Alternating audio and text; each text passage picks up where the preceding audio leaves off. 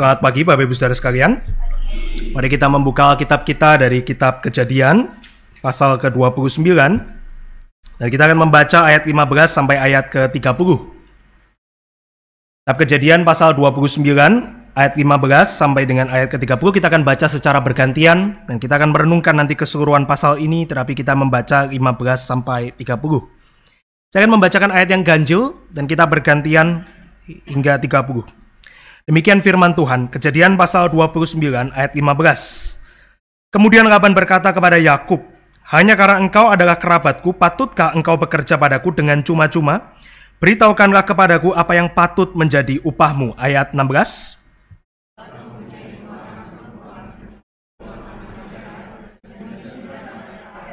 Lea tidak berseri matanya, tapi Rahel itu elok sikapnya dan cantik parasnya.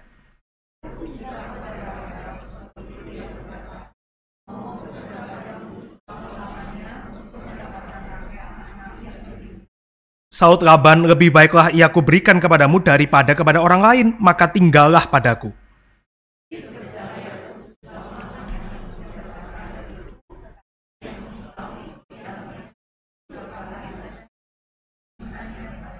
Setelah itu berkatalah Yakub kepada Laban, "Berikanlah kepadaku bakal istriku itu, sebab jangka waktuku telah genap, supaya aku akan kawin dengan dia."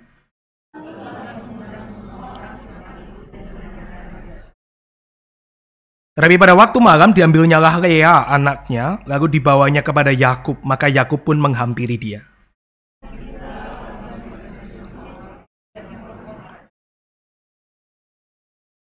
Daripada waktu pagi tampaklah bahwa itu Lea. Lalu berkatalah Yakub kepada Laban, "Apakah yang kau perbuat terhadap aku ini? Bukankah aku mendapat Rahel? Aku bekerja padamu, mengapa engkau menipu aku?"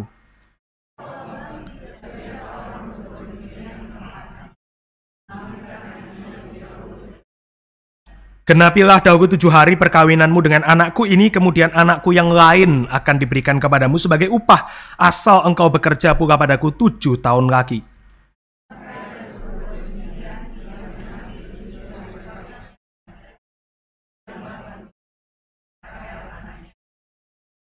Lagi pula Laban memberikan Bilha budaknya perempuan kepada Rahel, anaknya itu menjadi budaknya.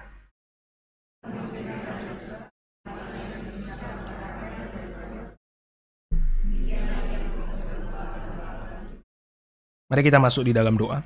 Bapa di dalam surga, kami bersyukur kesempatan mendengar firman Tuhan masih berikan kepada gerejamu. Kiranya kami boleh ambil kesempatan ini dengan satu sikap menantikan apa yang Tuhan hendak tabur di dalam hati kami.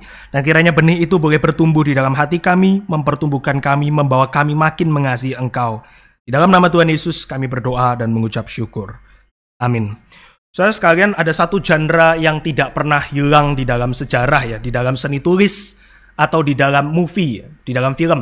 Dari orang tulis novel atau sebelumnya orang tulis puisi, orang sebelumnya lagi tulis pujangga itu menuliskan syair-syair. Selalu ada genre ini, yaitu genre romansa, romantis.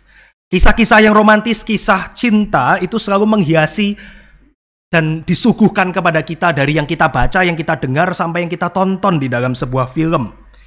Baik dari novel-novel itu yang menjadi favorit kita barangkali, atau film-film yang kita saksikan. Saya tidak tahu apa yang Bapak Ibu tonton ya. Emily in Paris kah, atau Always Be My Maybe, dan seterusnya. Atau mungkin ibu-ibu lebih suka yang Korea gitu ya, Queen of Tears. Atau apapun yang lain yang mungkin Anda dan saya suka saksikan. Series, movie, bacaan. Selalu ada genre ini. Romantisme, romansa yang dimasukkan di dalam sana. Bahkan kalau kita bukan penggemar film cinta, kita misalnya nonton film action, kita nonton biopik, dan seterusnya, selalu ada kisah cinta yang coba di-up itu, dinaikkan itu. Jawabannya, kenapa ini terus muncul di dalam apa yang kita saksikan, adalah karena manusia itu suka kisah cinta. Manusia itu suka kisah romantis. Apalagi Bapak Ibu sekalian, kalau kisah itu berakhir dengan happy ending. Kalau kisahnya itu berakhir dengan, happily ever after gitu ya, ala Disney, kita akan nonton itu dan selesai itu berbunga-bunga gitu ya, puas sekali karena ini ideal, ini sesuatu yang kita itu inginkan itu saksikan. Nah, kalau mungkin yang bapak-bapak mengatakan gitu ya, saya nggak suka itu kalau yang romantis-romantis, biasanya itu pura-pura, nonton sekali kecantol Bapak Ibu sekalian. Keterusan ternyata. Karena apa? Karena ternyata Tuhan itu memang ciptakan manusia dengan ketertarikan tentang cinta. Manusia itu suka bicara tentang cinta. Manusia itu dicipta untuk merasakan cinta dan untuk mencintai. Jadi orang akan suka ini, hal-hal ini. Dan kalau Bapak Ibu lihat ya, nanti kisah-kisah cinta film-film itu atau bacaan yang kita tonton sebagian besar ditulis dengan format yang mirip-mirip. Dua orang bertemu di satu coffee shop barangkali gitu ya. Terus bertemu di satu unlikely skenario, kemudian mereka saling berkenalan, kemudian jatuh cinta, dan berakhir dengan menghadapi masalah bersama menuju masa depan yang bahagia, happily ever after. Mirip-mirip lah biasanya.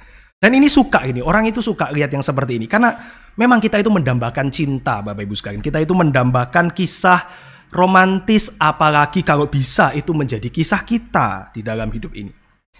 Dan Alkitab juga ternyata menceritakan banyak kisah cinta. Bapak Ibu barangkali ingat kisah Ruth misalnya, a nobody dari Moab itu ya, yang hidupnya itu susah setengah mati, tapi Tuhan pertemukan dengan Boaz. Pria idaman, saleh, orang yang bersahaja, orang yang memperjuangkan Ruth, akhirnya dapat gitu ya, dan akhirnya bahagia, dapat keturunan, happily ever after, saudara sekalian. Kita suka kalau kisah cinta Alkitab isinya yang seperti Ruth dan Boaz lah ya. Ini ideal, jangan seperti Daud, Bathsheba misalnya. Tapi misalnya kita juga menemukan kisah lain yang lebih parah dari itu, kisah yang sangat berlainan dari kisah cinta yang kita harapkan. Kisah cinta yang kita amit-amit gitu ya, saksikan di dalam film. Dan itu adalah kisah Lea. Bukan Lea dan Yakub, tapi Lea yang melihat Yakub itu bersama dengan Rahel. Dan ini adalah satu kisah yang barangkali kita baca secara mengalir saja di dalam kisah Yakub. Kita cuma fokus kepada, nanti dari dua istri ada Israel misalnya. Tapi kita seringkali tidak membayangkan apa perasaan Lea di dalam kisah di mana hidupnya itu hanya menyaksikan sepasang lovebirds itu, Yakub dan Rahel, dan sepenuhnya Lea itu cuma jadi orang yang outsider, Bapak Ibu sekalian. Tapi kita akan merenungkan hari ini kisah tentang Lea, bagaimana Lea dan Rahel, serta problematika cinta di dalam kehidupan Lea. Tapi sebelum itu kita harus membaca Kejadian 29, dengan terlebih dahulu memperhatikan apa yang terjadi leading up to this story ya, apa yang terjadi sebelum Kejadian 29 ini. Dan Bapak Ibu tentu familiar dengan kisah Yakub ya. Dia adalah seorang yang menipu sana sini, dia adalah seorang yang menipu kakaknya, dia adalah seorang yang menipu ayahnya, dan kemudian dia karena takut dibunuh oleh Esau itu kuat dan mengerikan gitu ya, dia disuruh mamanya untuk segera pergi ke tanah yang lain itu, ke daerah timur. Ada satu tempat namanya Haran, pergi ke sana untuk menemui pamannya yaitu Laban. Nah, Yakub ini pergi Bapak Ibu sekalian. Dia takut itu mati. Dia pergi ke sana dan di dalam perjalanan persis sebelum Kejadian 29 ada satu bagian penting yang kita tidak boleh lewatkan. Yaitu Kejadian pasal 28 ayat 13 sampai dengan ayat 10 sampai dengan 22, khususnya adalah ayat 13 sampai dengan ayat 15. Apa yang terjadi di sana? Coba lihat Alkitab Anda. Yang terjadi di dalam Kejadian 28 ayat 10 sampai 22 ini, dan secara khusus 13 sampai 15 adalah Yakub ini bermimpi, Bapak Ibu sekalian. Mimpi Yakub ini penting. Karena di dalam mimpi itu Tuhan menjanjikan kepada Yakub berkat. Tuhan menjanjikan kepada Yakub penyertaan kepada dia. Nah, saudara tidak boleh membaca ini di dalam terang yang salah ya. Terang yang salah itu misalnya, ini Tuhan ini ya malah memberkati penipu, malah menyertai penipu. That's not the point. Nanti dosa itu ada konsekuensinya yang Yakub mesti bayar. Tapi harus dibaca di dalam terang covenant. Perjanjian Tuhan memang diteruskan kepada Yakub. Berarti Bapak Ibu sekalian, apa yang terjadi setelah pasal 28 adalah babak baru di dalam kehidupan Yakub yang harus Yakub lihat di dalam terang janji ini. Nah, barangkali saudara bertanya gitu ya, apa pentingnya untuk kisah Lea yang tadi problematika cinta itu?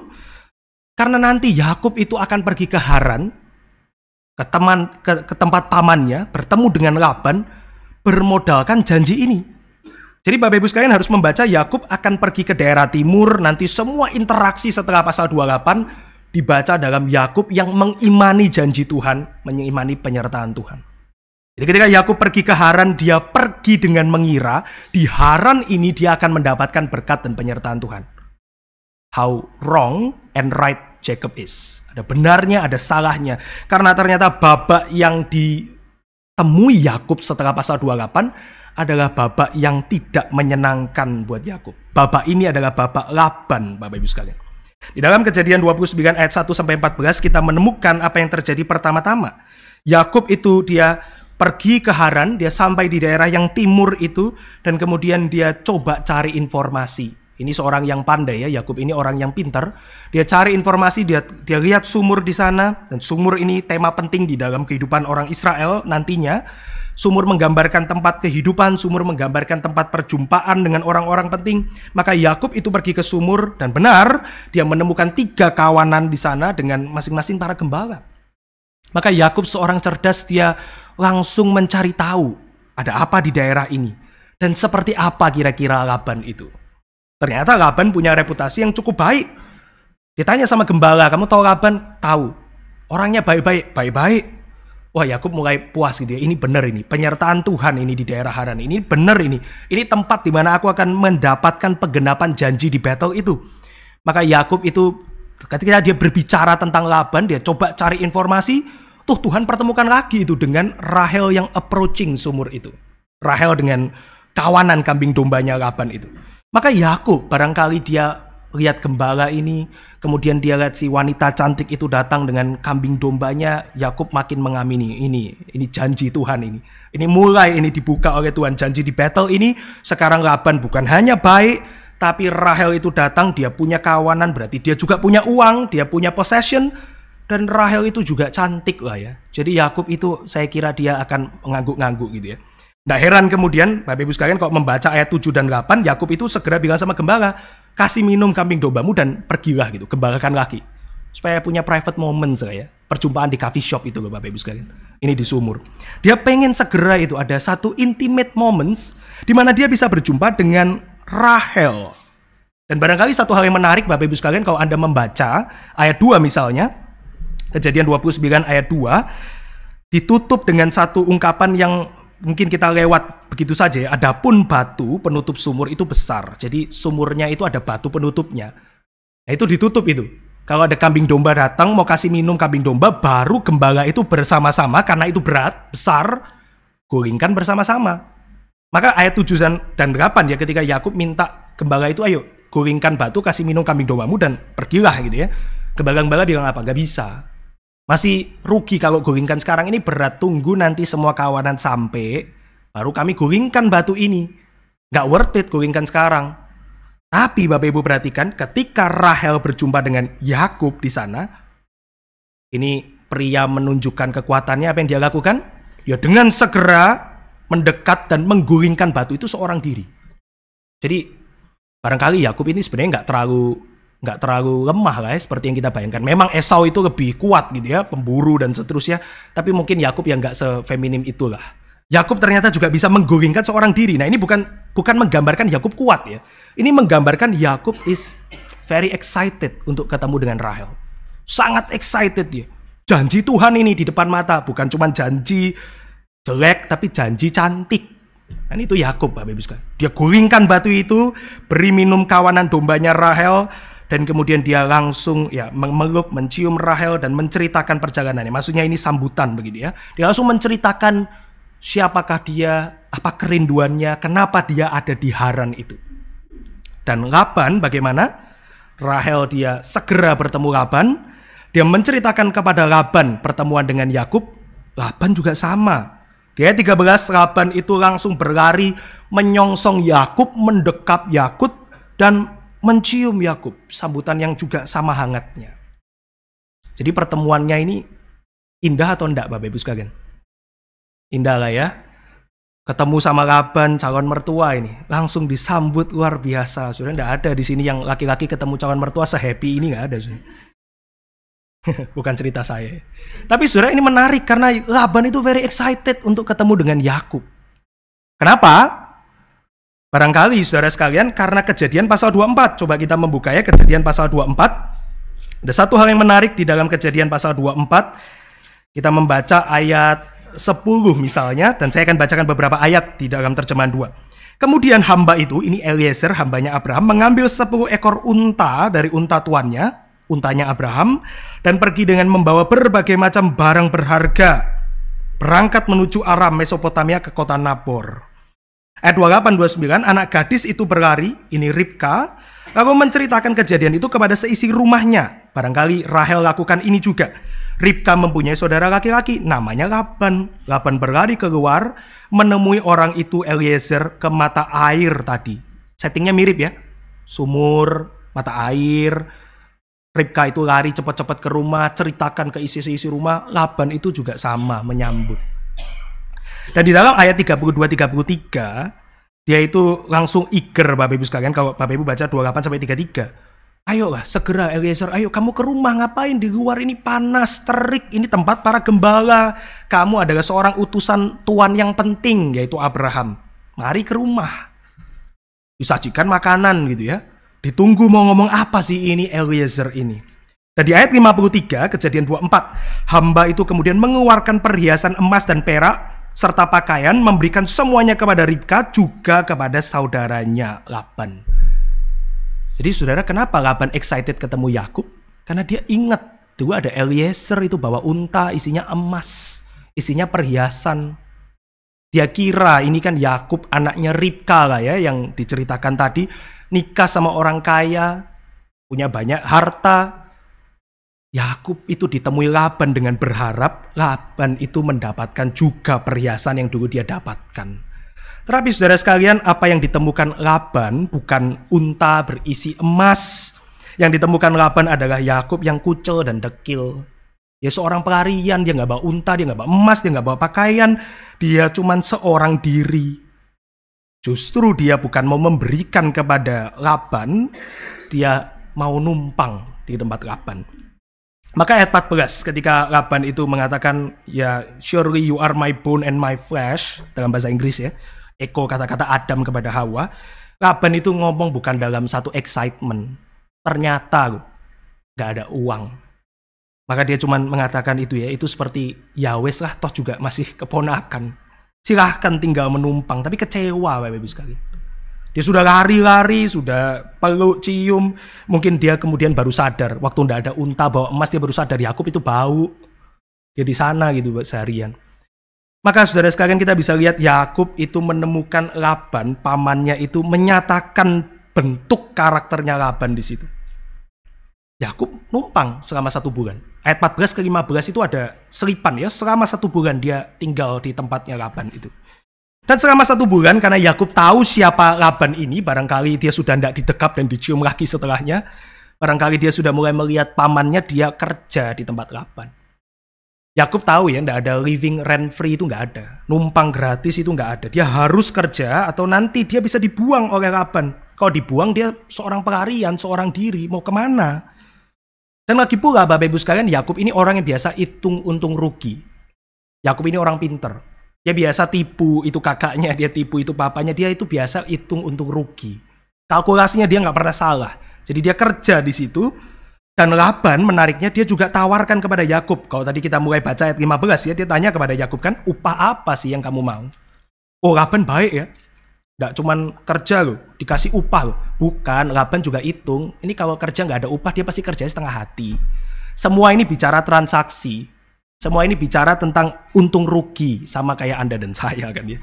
Saudara, Laban dan Yakub di dalam hari itu ya, itu buat transaksi. Kamu mau apa sih? Kamu nggak mungkin kerja dengan sepenuh hati kalau kamu itu kerja gratis. Apa yang kamu minta sebagai upahmu?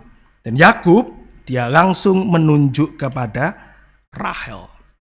Tapi sebelum itu, kalau Anda membaca ayat-ayat ini, saudara akan menemukan bahwa sebelum Yakub bicara tentang Rahel, si wanita sumur yang cantik itu, diselingi oleh penulis Bapak Ibu sekalian. Diselingi oleh penulis apa? Bahwa ternyata ada juga yang namanya Lea. Ada juga yang namanya Lea. Ayat 16 Bapak Ibu sekalian, sebenarnya itu ya, kalau dibaca dengan bahasa kita, Laban itu, ini penulis ya, mau mengatakan ada loh yang selain Rahel. Belum muncul dari tadi, ini di tengah film ini, yaitu namanya Lea. Lea itu lebih tua, tapi ayat 17 ya, Lea itu nggak cantik. Lea itu matanya nggak sparkling di dalam bahasa aslinya. Matanya itu nggak menarik, weak eyes, bukan minus ya. Tapi maksudnya adalah tidak cantik, Bapak Ibu sekalian. Lea itu jelek, Lea itu nggak menarik. Barangkali bukan jelek secara fisik, dia jelek, buruk rupa, bukan. Tapi kalau dibanding Rahel, ini pucet. Gitu. Bapak Ibu bisa membayangkan narator ini kalau saudara main film ya, atau drama, terus siapa yang dipilih jadi Lea itu bisa sakit hati, saudara. Kalau yang dipilih jadi Rahel ya puji Tuhan gitu. Tapi kalau dipilih jadi Lea itu sakit hati. Maksudnya apa? Muncul-muncul di tengah.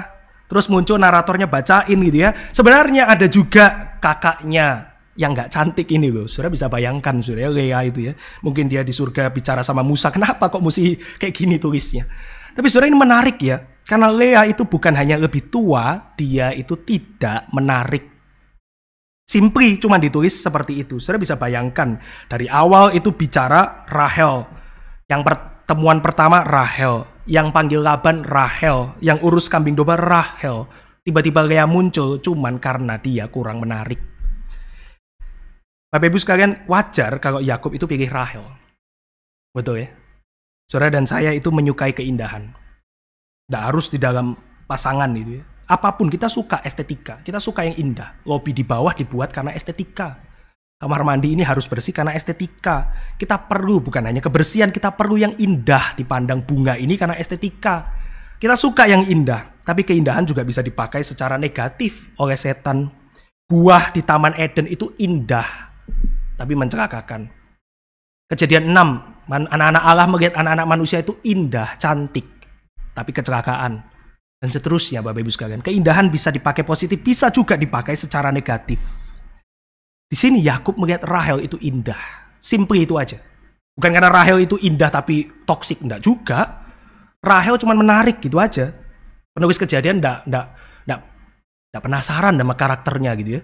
Jangan-jangan Rahel menarik tapi enggak bisa nyuci baju, enggak penasaran itu. Pokoknya simply loh. Rahel itu menarik, Yakub itu cinta. Maka dia mintanya Rahel. Dan dia ngomong sama Laban. Dan kayaknya Laban tahu gak ya, anaknya yang cantik yang mana. Laban pasti tahu. Maka Laban tidak banyak bersanggahan dengan Yakub. Oke, you minta Rahel, deal. 7 tahun ya, kerja ya. Yakub tawarkan kerja 7 tahun. Dan 7 ini penting. Karena 7 tahun kerja berarti menandakan pekerjaan itu tuntas, fruitful. Berbuah itu pekerjaan, gak setengah hati. Untuk yang lebih muda. Deal. Tapi Bapak Ibu sekalian, kita bisa bayangkan. Kalau kita buat point of view, kisah ini jadi film dari point of view Rahel, itu manis. Saudara bayangkan ya, ada laki-laki penuh effort buat saya. 7 tahun kerja susah setengah mati. Papaku nggak mengerti aku. Tapi Yakub itu mengerti aku indah. Ini kan format, biasa papanya kurang pengertian. Oh ternyata laki-laki ini lebih mengerti loh gitu ya. Tapi kalau Bapak Ibu buat point of view Lea, saudara bayangkan ya. Dia muncul hanya sebagai pembanding, dia disebut tapi nggak diinginkan, dia dinilai kurang menarik. Lea itu jadi outsider di dalam kisah ini.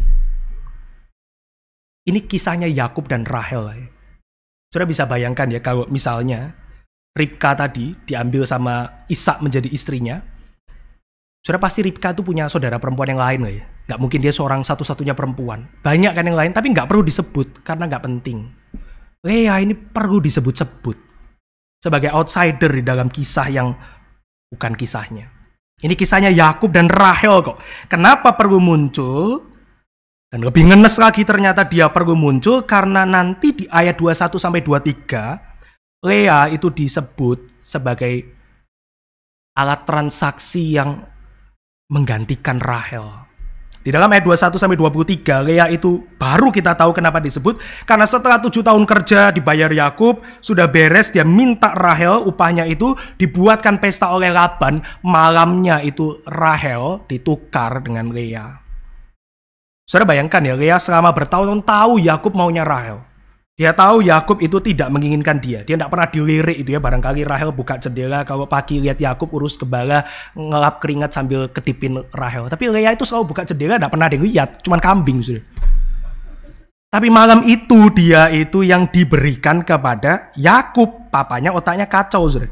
Tapi sudah penasaran ya, kenapa jangan penasaran kenapa Laban itu perlakukan Lea seperti ini. Memang Laban itu kacau, tapi kenapa Lea nggak melawan papanya?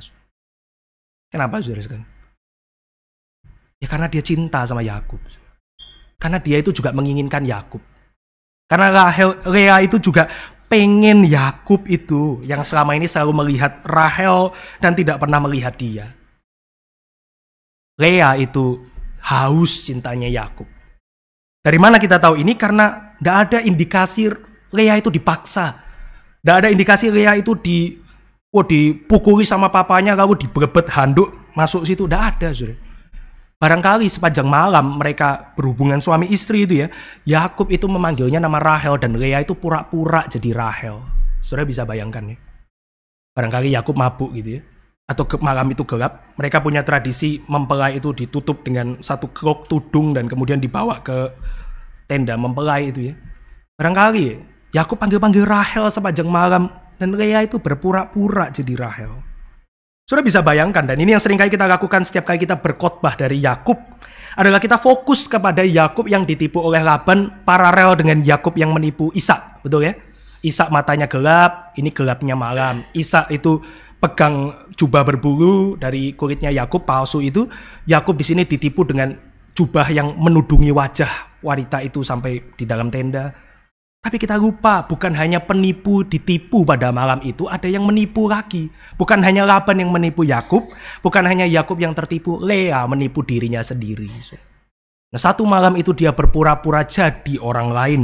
Malam itu Lea menipu dirinya sendiri demi cinta yang cuma satu malam. Jadi lagu Cinta Satu Malam bisa alkitabiah, saudara. Cuma satu malam itu dia dicintai, seumur-umurnya sampai dia mati, saudara sekalian. Ya, satu malam yang palsu itu dia berpura-pura jadi orang lain. Ini problematika cinta kan ya. Demi cinta orang bisa rela jadi yang lain. Rela dipakai demi merasakan cinta yang tidak tulus. Rela. Barangkali ini tema yang masih sama dengan problem hari ini. Saya pernah naik Grab ke gereja ini ya. Kemudian saya tanya sama drivernya, pernah atau sering antar daerah sini Pak? Dia bilang, oh sering Pak, saya ada customer langganan yang jadi terapis. Saudara ngerti maksudnya jadi terapis sekitar sini ya saudara ya? Yang nggak tahu ya sudah. Dia jadi terapis itu di situ Pak. Lalu driver ini cerita, itu loh Pak, yang masukin dia jadi terapis itu pacarnya. Jadi pacarnya, cowok ini ya, masukin yang cewek jadi terapis di tempat yang nggak bener. Kemudian dia cuma minta duit itu ditransfer. Ya pertanyaan saya barangkali dengan pertanyaan Anda sama. Kok mau? Oh, drivernya bilang, cinta kok. Rela karena cinta. Soalnya ini tema yang sama, karena cinta, rela. Dan Lea itu rela menggantikan Rahel dengan menjadikan dirinya mata uang, currency buat Laban. Yang dibungkus Rahel, pagi-pagi bangun Lea. Saudara bisa bayangkan ya, bangun pagi itu, saudara, ini bukan romcom ya, bukan romance komedi ya. Pagi itu Yakub itu kecewa luar biasa. Dan digambarkan oleh narator ya, pagi-pagi ternyata Lea, tanda seru, saudara, anti klimaks. Malam itu panggil Rahel, bangun ternyata Lea. Mungkin sambil hangover, mabuk karena anggur gitu ya. Yakub melihat, oh matanya tidak berseri, siapa ini dibuka? Loh, bukan sang idaman, saudara. Mungkin Rahel dikurung di satu kamar sama papanya. Maka ayat 25b Yakub itu konfront Laban. Kenapa engkau menipu aku? Aku kan kerja untuk Rahel. Dan Laban itu dengan gampangnya mengatakan itu ya. Ya gak biasa kok yang muda melangkai yang tua. Gak biasa. Tapi kamu mau Rahel kan? Oke, tak kasih. Selesaikan 7 hari, minggu ini. Tak kasih Rahel kerja lagi 7 tahun. Saudara, Laban itu tahu ya, kalau kerjaan Yakub itu nggak bagus, dia nggak akan tawarkan ini, saudara.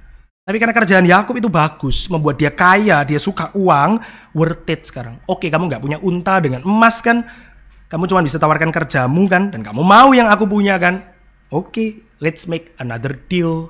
Kamu tak kasih Rahel, kali ini nggak bisa kasih di belakang lagi, nanti ditukar lagi sama yang lain, saudara. Dikasih di depan, tapi kerja lagi 7 tahun. Saudara bisa bayangkan ya, Laban itu, Yakub itu ketemu sama lawan tanding yang sepadan. Kalau tinju itu nggak boleh kelas berat lawan kelas ringan. Ini sama kelas berat. Penipu ketemu penipu yang lebih jago ternyata. Ternyata Yakub kalkulasinya salah. Kerja 7 tahun lagi dan bersama dengan itu dapat 2 hamba perempuan. Ayat 30 menutup bagian ini. Yakub menghampiri Rahel, bahkan lebih cinta Rahel daripada Lea. Ia pun kerja 7 tahun lagi. Everyone live happily ever after in their own dreams. Sekali. Di dalam mimpinya masing-masing. Kita bertanya Bapak Ibu sekalian, kisah cinta macam apa ini?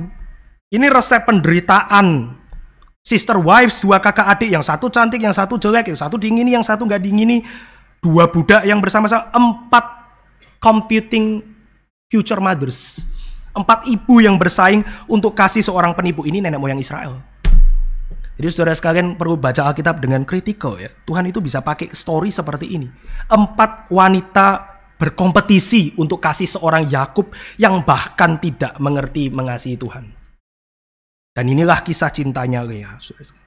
Tapi kalau kita berhenti di ayat 30, maka siapa yang menang di dalam cerita ini? Yang menang kalau kita berhenti di ayat 30 adalah Laban. Adalah Laban. Karena dia berhasil tricky itu, menipu Yakub itu. Dan dia menjadi kaya karena Yakub kerja sama dia another 7 years. Saudara, yang menang, saudara sekalian, adalah Laban. Kalau kita berhenti di ayat 30 ini. Bukan Rahel, karena Rahel juga dia cuma mata uang kok. Lea juga apalagi paling kasihan. Yakub juga dia terjebak. Yang menang Laban di sini. Tetapi Bapak Ibu sekalian bersyukurlah karena ada ayat 31. Tapi sebelum itu Bapak Ibu sekalian, perhatikan bahwa Laban menunjukkan kepada kita realita dunia berdosa. Semua di dalam dunia berdosa cuman mata uang. Cuman currency, cuman possessions. Gak ada itu nilai diri, gak ada itu namanya manusia dicipta mulia di dalam gambar dan rupa Allah. Dan ini muncul di mana-mana. Di Alkitab maupun di luar Alkitab. Di dalam Alkitab ada Daniel misalnya. Dengan 3 sahabatnya itu di Babylon. Mereka cuma alat buat Nebukadnezar. Possessions. Mereka pangeran-pangeran yang diambil dari tanah Israel itu. Dan dijadikan pajangan buat Raja Nebukadnezar. At least di awalnya. Saudara bisa lihat Esther di istana Ahasiweros. Dia juga cuma possessions dari Ahasiweros. Ini bukan Disney, sayembara menjadi princess, enggak. Ini adalah masuk ke rumah bordil. Itu Esther. Esther harus berlomba-lomba memenangkan hati Hegai, sida-sida raja. Mendapatkan kasih Raja Ahasiweros untuk jadi pajangan di rumah yang isinya ribuan selir itu. Esther itu possessions. Esther itu mata uang. Daniel itu mata uang. Dan Lea, Rahel juga mata uangnya Laban. Anda dan saya juga mata uang di dalam dunia ini. Dunia yang berdosa itu memperlakukan kita seperti currency, Bapak Ibu sekalian. Ya barangkali kalau Anda punya bos yang jahat, sudah pasti jelas mata uang gitu. Mungkin tidak perlu Alkitab untuk ngerti itu, saudara. Kita ini mata uang. Gereja yang salah juga memperlakukan jemaat sebagai mata uang. Hamba Tuhan yang salah juga memperlakukan dirinya dan rekannya sebagai mata uang, saudara sekalian. Yakub itu mata uang buat Laban. Dan Laban itu yang menang, saudara sekalian. Saudara kalau menginjili orang ya, saudara harus memerangi hal ini. Saudara menginjili orang, saudara harus memerangi cara dia memandang dunia, itu mata uangnya dia itu. Waktunya kah, uangkah, dominasikah kepada sesama dan seterusnya. Saudara ketemu Laban mau menginjili Laban, saudara akan diketawain. Bagaimana hidup kudus, hidup tulus, hidup adil. Anaknya pun mata uang. Tapi Rahel juga sama. Kejadian 31 waktu Yakub bawa keluarganya pulang ke tanahnya Ishak. Apa yang dilakukan Rahel? Curi terafim bapaknya. Dia juga curi dari papanya. Semua mata uang. Jadi realita dunia berdosa ya. Nilai Anda dan saya diukur dari seberapa banyak kita bisa generate income atau apapun lah yang lain. Kepuasan dari orang yang di atas dan seterusnya. Orang mau power. Saudara. Kita nggak bahas ini secara intensif ya, tapi saudara bisa lihat bahwa ini gambaran dunia berdosa, egosentris kepada diri, dan caranya bagaimana? Use others. Itu dunia berdosa. Saudara, di dalam ayat 30 kita melihat Laban menang, tetapi ayat 31 menandakan it's not over. Ini belum berakhir, karena dicatat di ayat 31, Tuhan itu melihat. Tuhan itu melihat. Kita nggak tahu apa yang Tuhan saksikan di dalam detail kehidupan Lea, yang pasti penuh penderitaan. Tetapi Tuhan itu melihat. Tuhan itu melihat Lea. Tuhan itu melihat dan Tuhan berbelas kasihan. Maka Tuhan berikan keturunan buat Lea. Saudara, tangan Lea itu selalu berusaha mendapatkan cintanya Yakub. Tapi nggak pernah dapat. Tangan itu selalu kosong. Dan Tuhan ganti yang kosong itu dengan anak, dengan keturunan. Ini berkat besar di dalam perjanjian lama. Ini berkat besar di dalam terang perjanjian, covenant Allah. Tapi, apakah Lea kemudian dapat anak bisa bersyukur pada Tuhan? Enggak. Lea itu tetap longing pada kasihnya Yakub. Saudara bisa baca ini sebagai satu terang problematika cinta yang kedua. Yang tadi rela untuk pencarian yang fana. Yang kedua, Bapak Ibu sekalian, dia nggak bisa lihat yang lain. problematika cinta adalah dia fokus pada satu hal yang bahkan dia tidak pernah akan bisa dapatkan dalam hidupnya. Gak match saudara sekalian ya, antara Tuhan yang mengasihi Lea dengan Lea yang longing kasihnya Yakub. Dan saudara bisa lihat ini dari nama-nama anaknya Lea. Saudara bisa lihat misalnya nama anak yang pertama, Ruben, artinya adalah lihat anak laki-laki. Dan Lea memberikan nama ini karena Kejadian 29 ayat 32. Lihat ini anak laki-laki ya. Kenapa? Karena sesungguhnya Tuhan telah memperhatikan kesengsaraanku. Sekarang aku akan dicintai suamiku. Ini seperti Lea mengatakan pada Yakub, lihat Tokub, anak laki-laki. Tapi tidak berhasil. Yakub itu nggak mau Lea. Dapat lagi anak yang kedua. Namanya Simeon. Simeon itu artinya to be heard, untuk didengar. Ayat 33, Lea mengatakan, sesungguhnya Tuhan mendengar bahwa aku tidak dicintai, lalu diberikannya pula anak ini kepadaku. Saudara, ini bisa dibaca ironi lagi ya. Kalau tadi lihat, ini anak laki-laki, sekarang dengarlah Yakub, istrimu ini. Dengarlah yang tidak engkau cintai. Tapi nggak berhasil juga. Barangkali yang ketiga, the third time is a charm, ada kalimat itu ya. Yang ketiga biasanya berhasil. Lewi, artinya attach atau united, bersatu. Mungkin ini kerinduannya Lea ya, bersatu dengan Yakub. Ayat 34 Lea katakan, sekali ini suamiku akan lebih erat attach kepadaku karena aku telah melahirkan 3 anak laki-laki. Tetapi 3 anak pun tidak berhasil mengubah keadaan. Setiap kali Lea mengandung anak laki-laki, hatinya longing untuk Yakub. Yakub menggantungkan cintanya Lea. Cinta bertepuk sebelah tangan. Lea menggantungkan cintanya Tuhan. Ia tidak bisa melihat tangan cinta kasih Allah dalam kehidupannya karena Yakub, sama seperti Yakub nggak bisa lihat Lea karena Rahel. Saudara, ini kejar-kejaran, saudara. Lea mengasihi Yakub, Yakub mengasihi Rahel. Tapi Lea ini punya lover yang mengejar dia, yaitu Tuhan, saudara sekali. Dan Lea nggak pernah lihat kepada Tuhan, dia terus fokus kepada Yakub. Saudara, kita mungkin mengatakan, oh, ini bukan problem saya lah ya. Saya tidak berbagi pasangan at least dengan orang lain, amit-amit gitu ya. Tapi jangan cepat-cepat mengatakan problem Lea bukan problem kita, Bapak Ibu sekalian. Kita mungkin tidak mencari cinta, tapi kita bisa saja mencari yang lain. Dan yang lain itu bisa menghalangi kita melihat kasih Allah di dalam kehidupan kita. Jangan cepat-cepat mengatakan Lea bukan kita, karena Lea yang longing pada Yakub mewakili semua pencarian kita di dalam dunia ini yang tidak kunjung usai. Mungkin kita tidak berebut cinta, tapi kita berebut penerimaan, keamanan, kenyamanan, perhatian, dan lain sebagainya. Semuanya yang menghalangi kita melihat kasih Allah, Bapak Ibu sekalian. Sound familiar nggak ya di dalam kehidupan Anda dan saya? Apakah kita mencari seseorang atau sesuatu sedemikian rupa sehingga kita tidak melihat kebaikan Tuhan di dalam kehidupan kita? Saudara bisa bandingkan dengan Naomi misalnya. Kisah Ruth itu kembali lagi, badannya sudah di Bethlehem, hatinya di Moab. Dia punya menantu yang baik, luar biasa, dia punya makanan, dia punya orang-orang di sekitar dia, bersama dengan dia, hatinya tetap yearning, itu ingin sesuatu yang lain. Tuhan kasih banyak berkat, Naomi gak bisa lihat itu. Saudara bisa bandingkan dengan Yunus barangkali. Yunus gak ada kisah cintanya di situ, tapi saudara bisa perhatikan dia dimuntahkan ikan besar, badannya sudah di Niniwe, hatinya itu masih di Tarsis. Dia bertobat, dia berkhotbah, Niniwe bertobat, dia tetap marah-marah, minta mati.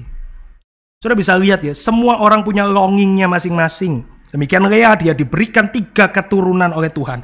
Dia masih mengharapkan Yakub. Dan ini menggambarkan problematika cinta di dalam satu kata, yaitu restless. Capek, tapi nggak bisa istirahat. Restless, pencarian itu restless, capek. Nggak dapat yang dicari itu. Dan itu digambarkan oleh Lea begitu baik. Tuhan kasih 3 keturunan laki-laki, anak perjanjian. Restless. Dia terus mau yang satu itu, yang Yakub itu.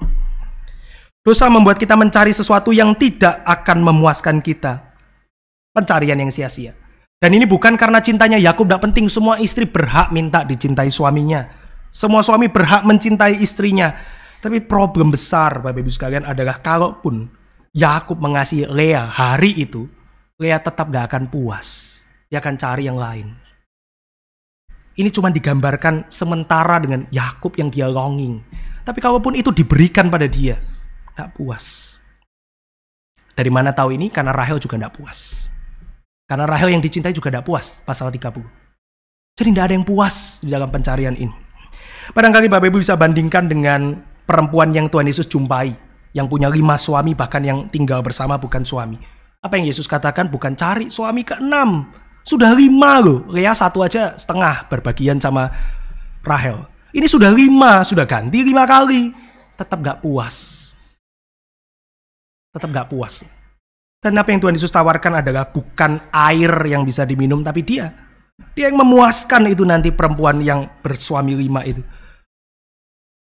Yang meskipun dia punya banyak, dia nggak bisa puas, restless. Sampai Tuhan Yesus yang bypass itu. Di tengah perjumpaan itu, di sumur itu. Saudara bisa bayangkan apa yang terjadi di dalam kehidupan Lea itu begitu mengenaskan. Tetapi Bapak Ibu sekalian, di ayat 35 ada satu turning point di dalam kehidupan Lea.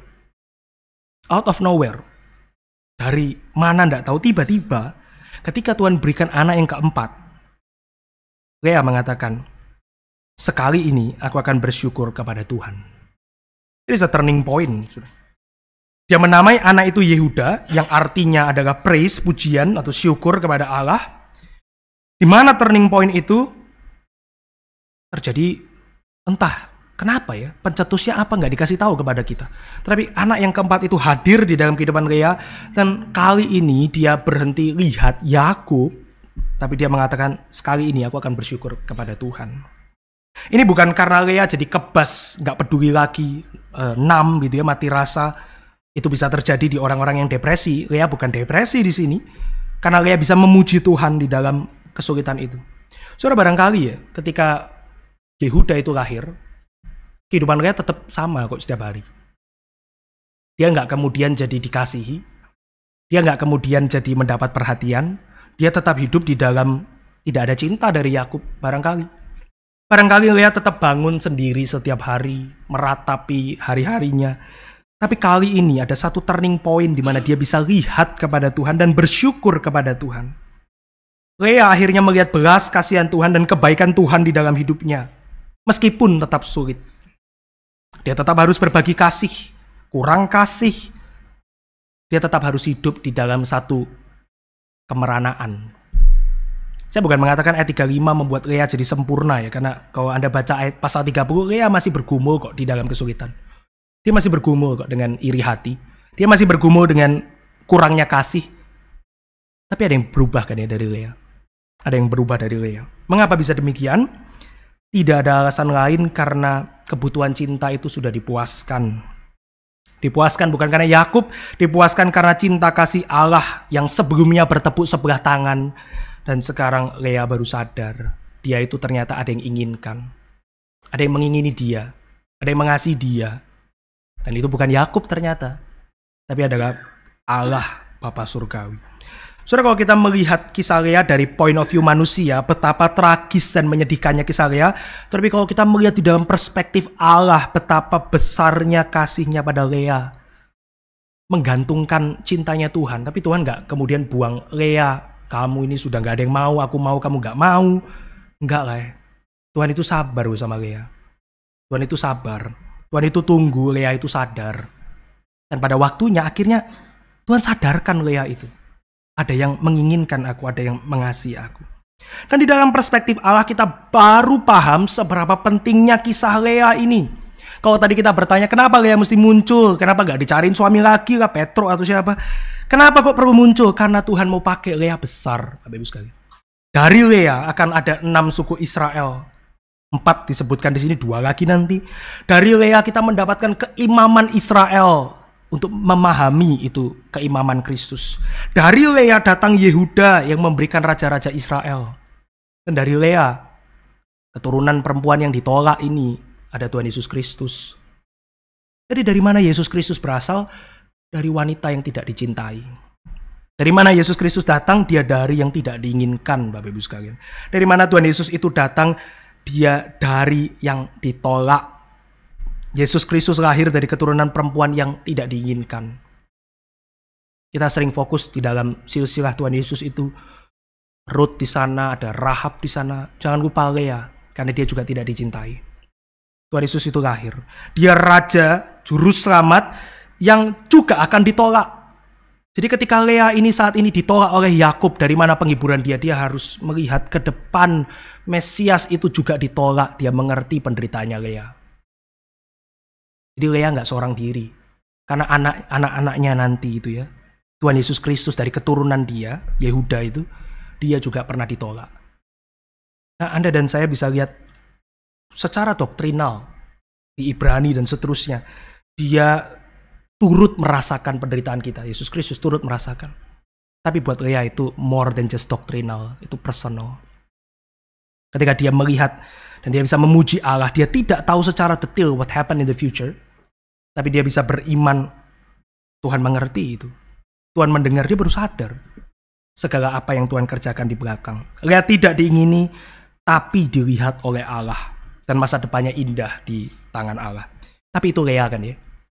Dari mana kita bisa tahu bahwa kita juga akan mendapat treatment yang sama seperti Lea? Itu kan Lea, Pak. Itu kan keturunannya besar. Saya nggak mungkin melahirkan suku Israel. Saya nggak mungkin melahirkan Mesias. Saya nggak mungkin, apalagi yang laki-laki gitu ya, boro-boro bisa melahirkan. Saya juga kayaknya nggak mungkin dicintai lah. Itu kan Lea, Pak. Bagaimana perasaan saya bisa dikuatkan seperti Lea? Saudara dan saya harus mengingat bahwa di dalam terang keselamatan, Anda dan saya juga adalah Lea. Waktu Tuhan memilih engkau sebelum dunia dijadikan, engkau belum mengenal dia. Waktu engkau dipilih tanpa alasan unconditional, engkau masih berdosa. Waktu engkau mendengar Injil diberitakan kepadamu, engkau itu masih seteru Allah. Dan Tuhan itu sabar. Saudara ingat ya, sebelum Anda dan saya bertobat, saudara, apa yang kita lakukan di dalam kehidupan yang lama itu. Dan saudara baca di dalam terang ini, berarti dalam kehidupan itu pun Tuhan sudah mengasihi Anda dan saya. Kita itu sama seperti Lea, menggantungkan cintanya Tuhan. Tapi Tuhan itu sabar. Dan Tuhan itu, anugerahnya itu menyertai kita, saudara sekalian. Dia mengejar kita bahkan. Dan pada satu waktu, anugerah itu tidak bisa tidak engkau terima. Saudara tidak bisa menyangkali kasih itu. Dan apa yang terjadi setelah kasih itu adalah apa yang tadi saudara baca, sadar atau tidak sadar, di dalam bacaan pertanggapan kita. Coba saudara lihat lagi ya, bacaan pertanggapan kita 1 Yohanes 4 ayat 18. Saya akan bacakan Bapak Ibu sekalian, 1 Yohanes 4 ayat 18. Di dalam kasih tidak ada ketakutan. Kasih yang sempurna melenyapkan ketakutan. Saudara sering baca ini sebagai apa? Ketakutan penghakiman ya. Sekarang saya ganti, saudara. Saudara bisa baca ini sebagai ketakutan tidak dikasihi. Karena kasih Allah itu meluap begitu besar. Bukan karena Anda bisa membalas cinta Tuhan. Tapi karena Anda tidak bisa, kasih itu justru meluap besar. Dan di dalam kasih itu, Anda dan saya tidak perlu hidup di dalam ketakutan tidak dicintai. Seperti Lea. Tidak berarti Anda akan punya hidup yang smooth ke depan. Barangkali tetap sulit. Tapi saudara dan saya bisa beriman seperti Lea juga. Yang meskipun sulit kehidupannya, dia ada di dalam terang kasih itu. Dan inilah kasih Allah Trinitaris, Allah Tritunggal. Yang bukan mengasihi karena tuntutan. Tapi dia yang mengasihi karena kasih itu meluap. Dan saudara bisa baca ini di dalam 1 Yohanes pasal 4 ini. Dan itulah kasih yang menggerakkan Lea. Itulah juga kasih yang diberikan kepada Anda dan saya. Maka janganlah hidup dalam ketakutan tidak dicintai dan ada di dalam pemberhalaan cinta. Hiduplah di dalam terang cinta yang sejati itu. Yang menggerakkan Anda dan saya untuk hidup memuliakan Tuhan. Mari kita berdoa. Bapa di dalam surga, kami bersyukur karena satu firman yang boleh kami renungkan. Begitu kecil kami di hadapan firman-Mu. Kiranya Tuhan terus tambahkan kepada kami hikmat. Kiranya Tuhan terus tambahkan kepada kami kesetiaan mengikut Tuhan. Dan kiranya ya Tuhan Engkau terus menjawab setiap pergumulan kami. Atau arahkanlah kami ya Tuhan di dalam jalan yang Engkau ingin kami lalui. Karena kami tahu kami terbatas. Kiranya Tuhan berkenan kepada hamba-hamba-Mu, kepada anak-anak-Mu di tempat ini. Dan kiranya Tuhan Engkau boleh senantiasa dipermuliakan di dalam hidup kami. Di dalam nama Tuhan Yesus kami berdoa. Amin.